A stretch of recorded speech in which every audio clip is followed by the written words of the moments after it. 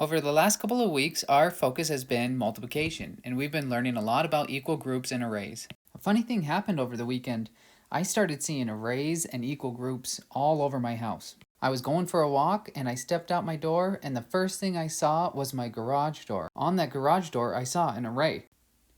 I've been so impressed with how well everybody's been doing with their arrays and how hard everybody's working. We'll do a quick review before we move on.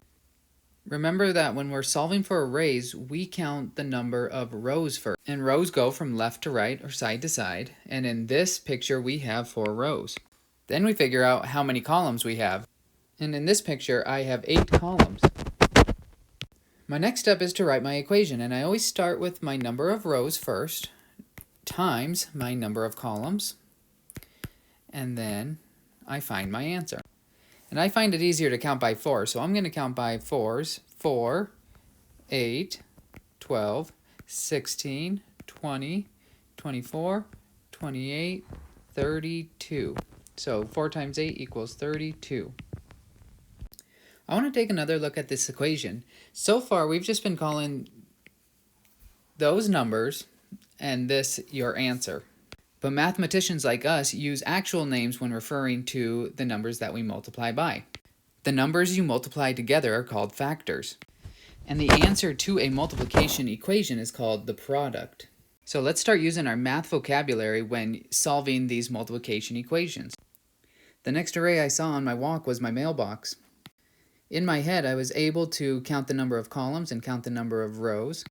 And now when we're making our multiplication equation, I'm going to figure out my first factor, which is the number of rows, 8, times my second factor, which is the number of columns, 2. And now the next thing I need to figure out is my product. And to figure this out, I'm going to add 8 twice. 8 times 2, 8 2 times. 8 plus 8 is 16. I got home and took off my shoes and saw another multiplication picture. And this one looked more like equal groups to me. I remember from last week, the first step in writing a multiplication equation with equal groups is to first count the number of groups. And I see I have 4 groups. So my first factor is 4 times how many are in each group. And I see I have 2 shoes in each group.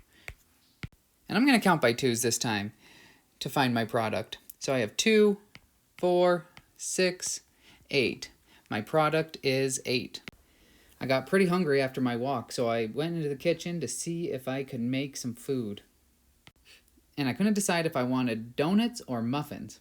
So I pulled both of the baking trays out, and I noticed something very interesting. Well, the first thing I noticed is that I could make 2 more multiplication equations. Now I need to figure out my equations. So I remember it's rows times columns, so my first factor is 2 times 3. And over here with the muffins, it's rows times columns again, so 3 times 2. Those look awfully similar, but I noticed that the factors were switched around. I wonder if that means we will get a different product. For the donut pan, I'm going to count by 2's 3 times. So 2, 4, 6. I got 6. And on the muffin pan, I'm going to count by 3 2 times. 3, 6. Multiplication is pretty cool because it's commutative, meaning that it doesn't matter which way your factors are ordered. Whether it's 2 times 3 or 3 times 2, you're going to get the same answer. It can be any pairs of factors. It can be 4 times 5 or 5 times 4. Either way, the factors are ordered, you're still going to get 20. I was too tired from the walk to make donuts or muffins, so I decided to pour a bowl of cereal. I got a bowl for my wife and I went to pour the cereal, but there was nothing left in the box. I was pretty upset at first, and then I realized this is a great opportunity for another multiplication equation. I noticed this looks a lot like an equal groups drawing. I remember the first thing you do is count the number of groups. I see I have 2 groups here, so my first factor is 2 times the number in each group, which is 0. And my question is, how much cereal did I eat? Well, I didn't have any, so the answer is none, zilch, nada, 0. It's time for another edition of multiplication tips and tricks. Anytime 0 is one of your factors in a multiplication equation, the answer is always 0. So I see a factor of 0 there, I automatically know it's 0. 6 times 0 is 0. 0 times 23, 0. 0 times 456 is 0. So again, anytime you're multiplying and one of your factors is 0, the product is always going to be 0. I'm going to give you one more trick before you start working with your classmates. So anytime 1 is one of your factors, your answer is always going to be the other factor. So here we have 1 times 8. 1 times 8 equals 8. 6 times 1, one of my factors is 1, so I know the answer is going to be the other number, which is 6. 1 times 14.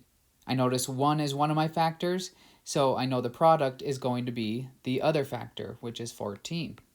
So I have 3 more equations. I notice 1 is one of the factors in each of these equations, so I can just answer these really quickly. I just look at the other factor.